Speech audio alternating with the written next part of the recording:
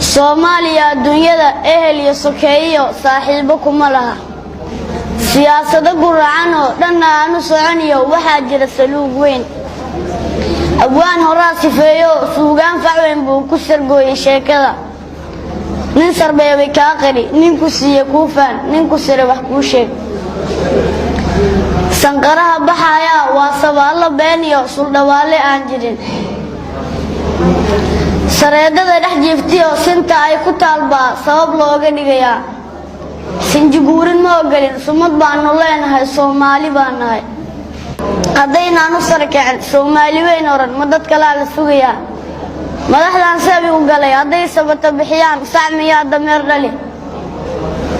Soomaaliya dhamaanteed waa sabab barwaaqo bari hore la saamiyay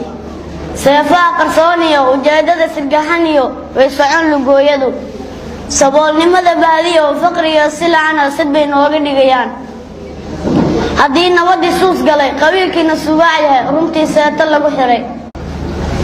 sanad ka daraniyo saxariir u dhimayo saxmiyaha noolaan kol hadday sidaas tahay sirtoodii ogaateen maad saafi noqotaan